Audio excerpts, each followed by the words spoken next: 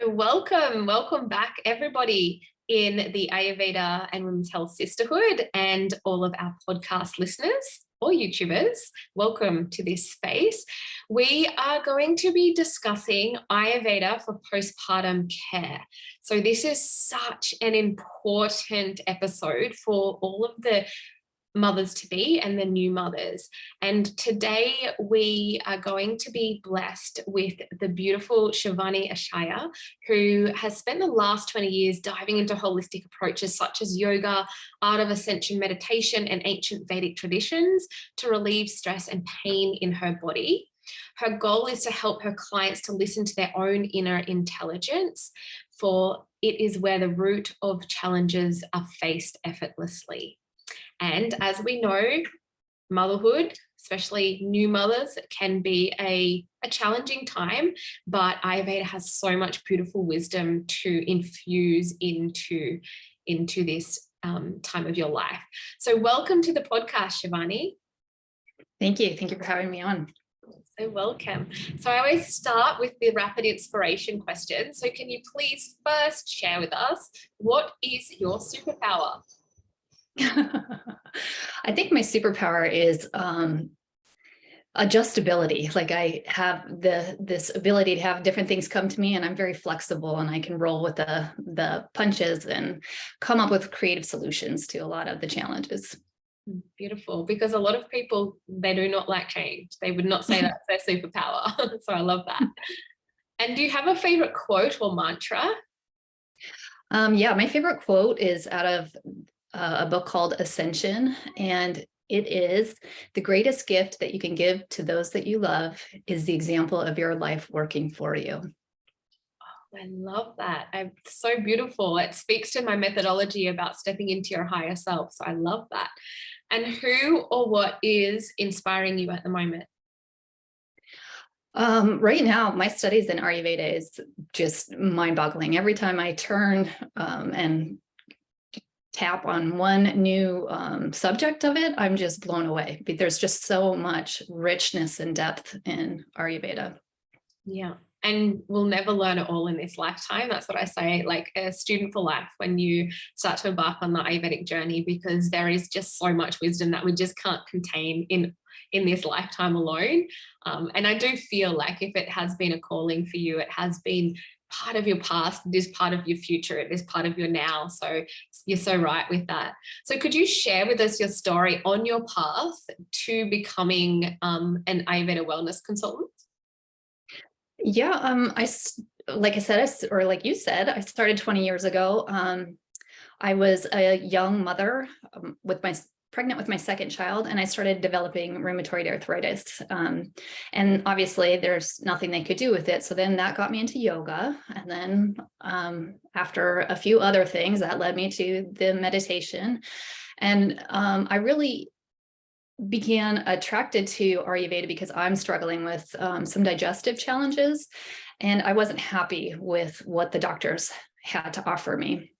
And so then I wanted to look for something that was in tune with what I was already doing. And that's when the program that I got into popped up in my lap, and I just went for it. Beautiful.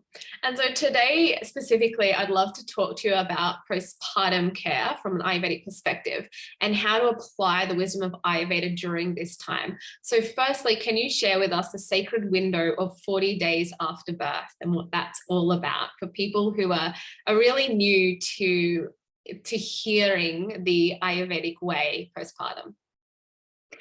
Yeah, well, I think that that's one that has some variability in the length of time.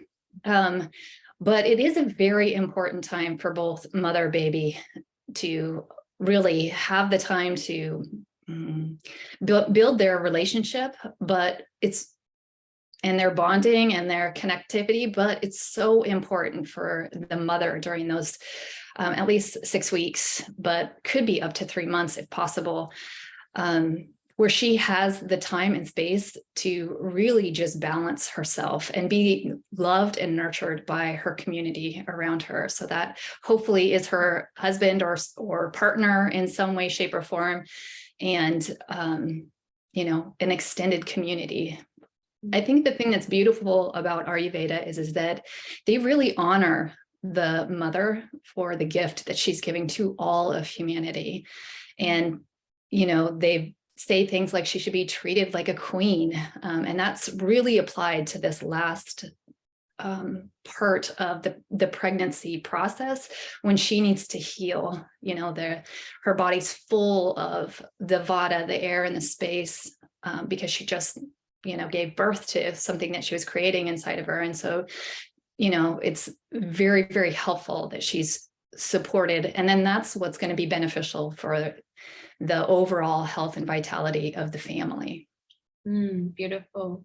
And so what happens within these 40 days, like from an Ayurvedic perspective? What's sort of the flow? Like, everyone is different, and yes, it is a very vata provoking time, so the vata in the woman is very high, but also we look at the other constitutions that come into play. So in general, sort of when we speak about this sacred window period postpartum, what is actually happening in this to support the mother?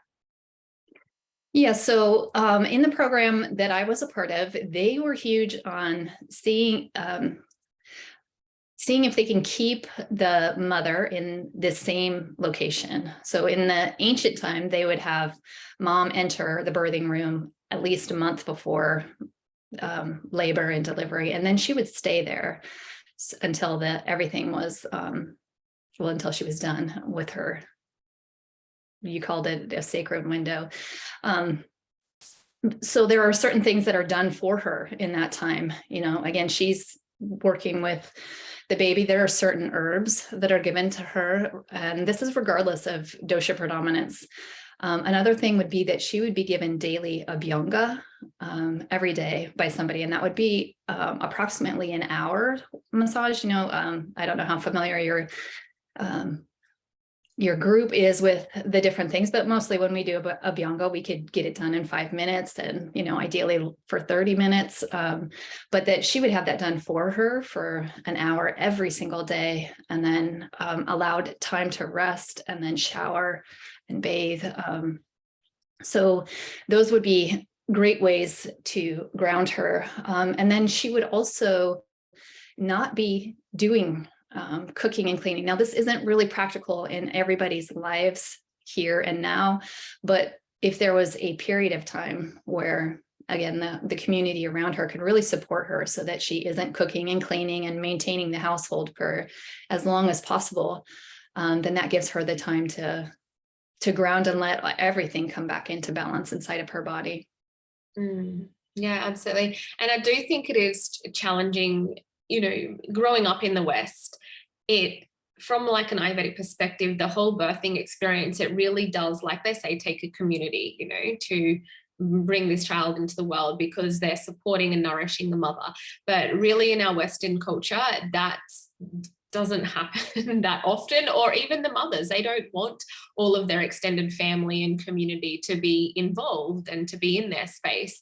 So I guess, is there ways that we can sort of bring some of these Ayurvedic perspectives into this modern culture that is going to not be intrusive into their lives and is going to be practical? Because as you said, sometimes it isn't practical to just not do housework or not cook for, that period of time. Are there some small things that you can suggest that have helped with clients or women that you have worked with postpartum to make their experience really beautiful and weave in some of this wisdom and culture? Well, I think that's the truth of all things Ayurveda is that there's these ideals that are set out, and they're can be impossible to achieve, and just attempting to will end up creating more stress and more vata aggravation. So I think one of the best things to do is kind of take in the perspective of the ideals, and each woman is really going to connect with what is doable for her and what isn't. As we all know, there are different constitutions. Some bodies are a lot stronger than others, and they're going to have greater resiliency, and then also depending on age. So there are some different factors that can allow some variables where it may that the body may bounce back faster and ground. So when the ideal is put out there, it really is to have you take as much of that is applicable to your life, and then, make wise choices. One of the things that I also loved about the training was that it really brought the father or partner into perspective. And one of the aspects of when a mother just gives birth is she's got a lot of emotional stuff going on, and she may not be in a place to make the wisest choices for herself. So to have that partnership where the other person is aware of the highest that they can create together, and hopefully set out a plan and everything like that together, and then lead her into that. Because one of the things, if you understand or have a Vata imbalance, you might want to get up and you might want to go, just because it's part of Vata is the movement and creativity. But to have another aspect, a partner there to remind you, that there's just a small period. And if you really utilize that time, then your health and vitality for the rest of your life will be so much better. So I don't really have tons of practical things, because I think that is very individualized for each person. And it would be so much easier to do that talking to an individual, like when you say something and they're like, blah, nope, can't do it. Then that's where the creativity and on the fly, okay, well, what about this? Could you do this? Absolutely. And for those that don't have, partners, they might be a single mother or journeying through this time on their own. There are some really amazing Ayurvedic postpartum doulas out there, and they just offer so much support. I know through my Ayurvedic practitioner training, we also did Ayurveda doula training, and it was just so beautiful and interesting. The whole concept of being allowed to take that time to rest with your baby, and like you said, to bond with your baby and to really nurture that sacred space after birth, and having doulas come in to help support you. So, giving still like the massages or helping with your nutrition, because you're thinking about how to manage this beautiful new creature, this little human, and you're not always thinking about what kind of meals and nutrition you can feed your body. And we know that nutrition is such an important aspect from rebuilding what we say in Ayurveda, the ojas. So ojas is that vitality, that immunity, and we can lose a lot of that through the birthing process. So we're wanting to, in this postpartum window, to really build that ojas up and work on nutritious food and different, it's not just through food, it's through different therapies that some of these Ayurvedic doulas can offer. And when we look at Ayurvedic nutrition and building up that ojas and tejas, the cellular intelligence and all of that we have to do in that postpartum window, we look at the concept of Agni as well. And Agni we refer to as the digestive fire, and that the Agni can be really hindered post-birth. It is such a big experience of the Vata dosha, of that downward movement and Apana Vayu, and it affects the Agni. So mothers can, when they can start to nourish that Agni better, because Agni is not just the digestive fire, we're talking about our cellular Agni as well, they can manage their sleepless nights better, and they can cope with the change better. And the way that we can start applying that is through nutrition in this postpartum window. So can you recommend any food that we should be having in this postpartum window or avoiding, or recommend any other sort of activities that we should be doing or avoiding to nourish our Agni and also our ojas and tejas? Yeah, one of the things in the postpartum is to really keep things light and easily digestible, as you said, because the fire is so weak. And then this would also depend, obviously right after birth, you want to keep things as light as possible to really show, or have the body show, that it's beginning to digest those different things. I don't have any specific food. It's it's just not my forte to remember all of those different recipes, but I do know one of the great ones for, and it's controversial because I think a lot of people have different relationships to it, is milk. Milk is great to build ojas. In Ayurveda, it is one of the things that is different than our culture. They're not talking about milk that you would get from the grocery store or any of those things. And if you do know that you have an intolerance of that already, then you wouldn't go down that avenue. But if you could get fresh, unpasteurized milk and then cook it first and then add some of the different herbs that are recommended after birth. And there's quite a few and different timings to apply those. And ghee is also a wonderful food source that helps to build the agni and support the body. Yeah, absolutely. And there is an ojas tonic, like a warm ojas tonic, that I often prescribe to a lot of my clients, postpartum or not, if they need to build ojas, but that is with fresh milk, and that might be almond milk for some people who don't have dairy, and pitted dates, as well as some ghee and some raw honey and some cardamom and nutmeg, and then you warm the ingredients and then blend it. So you're not like having chunky dates and milk and trying to navigate it all, but it's a blended drink. So you don't like heat it until it's really hot, because A, you can't blend it, and B, that denatures the honey. So you just warm that and then you blend that in a blender, and that's really beautiful to have in the evenings to help build the ojas. It also helps pacify the vata dosha because of the sweet taste. And from an Ayurvedic perspective, we look at the different tastes that really help to nourish, pacify, or can aggravate the dosha. And as we said, vata has become very out of balance generally with birthing. So we want to use this sweet taste. And when we say sweet taste, we're not talking about like hoeing into chocolate and lollies and all of that. We're talking about the earthy sweet taste. So this really supports that in a few different ways. So I love the ojas tonic for postpartum women, as well as just women who are needing to build some more strength and vitality and immunity and all of those things as well. And yeah, I think with that, the postpartum window with nutrition, we do want to keep it nice and light and easy, because like we said, we have affected the agni, the digestive fire, through such a big process that has happened. So we want to introduce food slowly. And I know, like, you think, oh, I've just given birth, I've just like done this big marathon. So a lot of women in our culture just want to consume whatever they can, and they're not thinking of nutrition because, like I said, they've got so many other things to think of.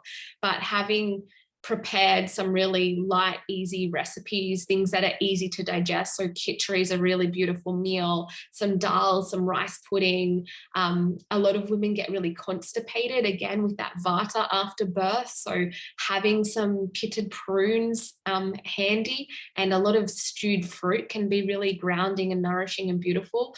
That's just from my perspective with the women that I have helped postpartum. And another really beautiful way is, like you said, through with herbs, because we do need to restore and nourish the body.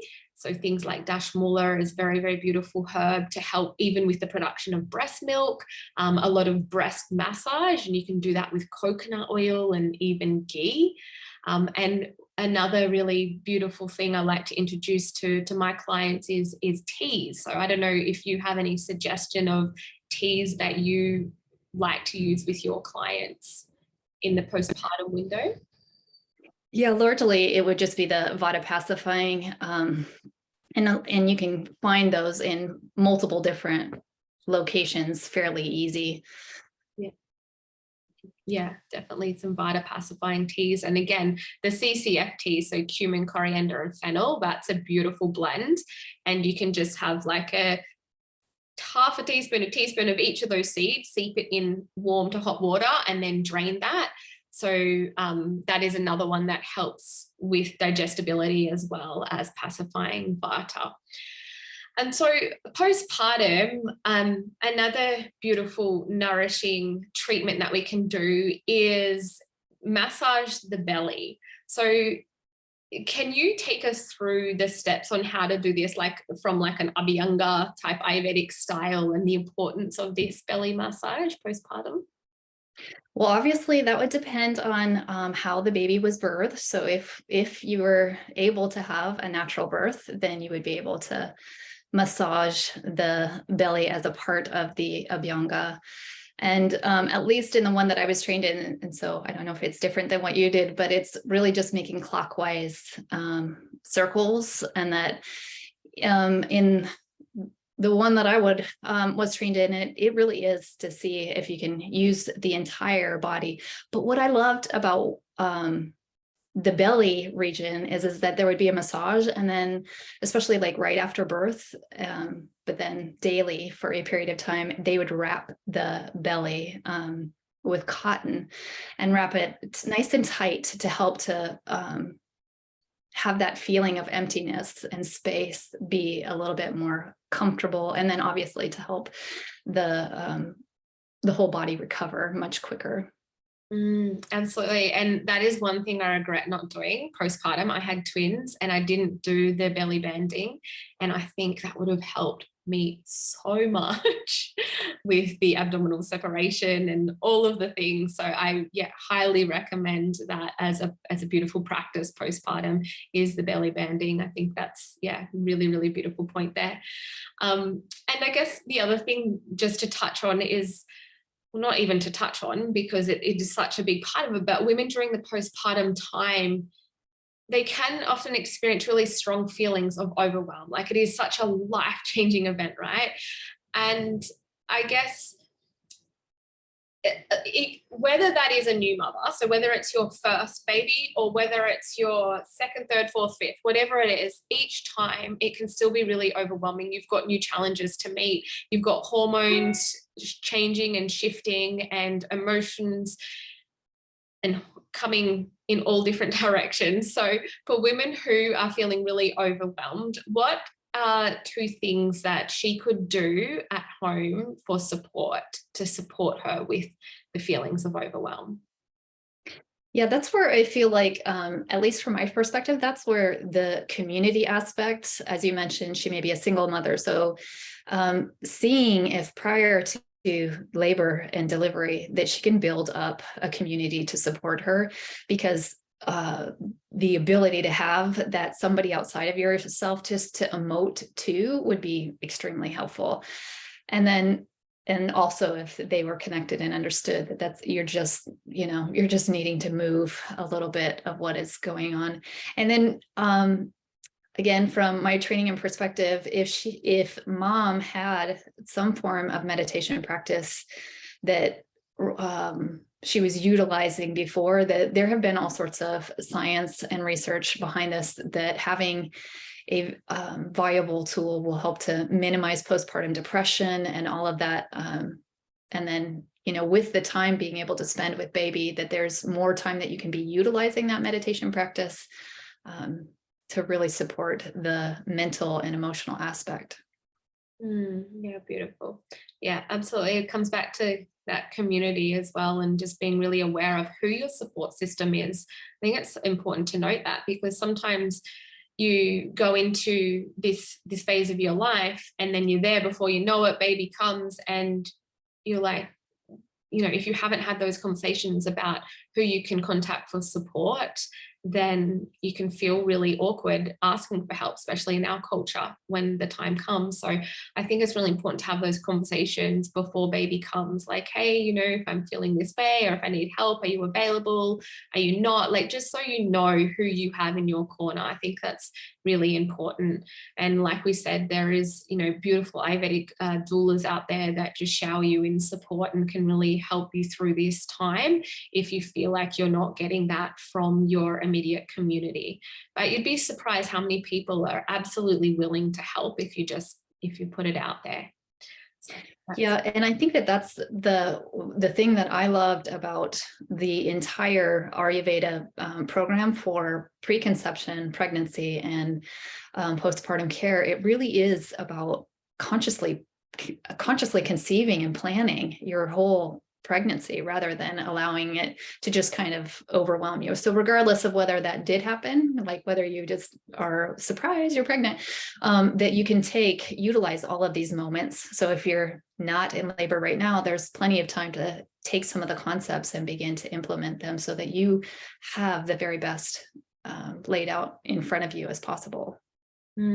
Absolutely. And I think what's really beautiful about the Ayurvedic perspective is that it really is a lot about the mother and encompassing that self-care and that self-love and that going inwards, like really sort of going inwards and tapping into that, you know, inner self and intelligence and that radical self-awareness that you really want to cultivate, I guess, before you bring baby into the world. So it's a beautiful time to connect deeper to yourself, not just your baby, but also to yourself, so that you're really aware of who you are when you're giving birth and what you want in your birthing plan.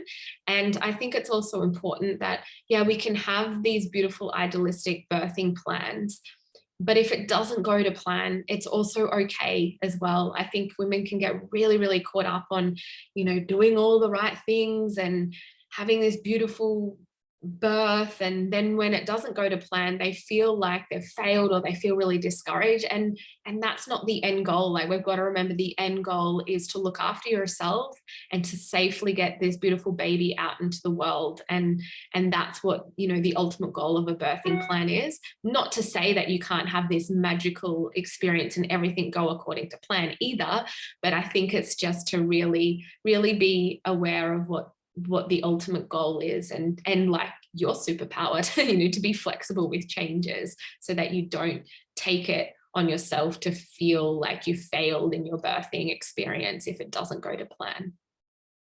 Yeah. And do you have any other takeaways that you'd like to leave us with?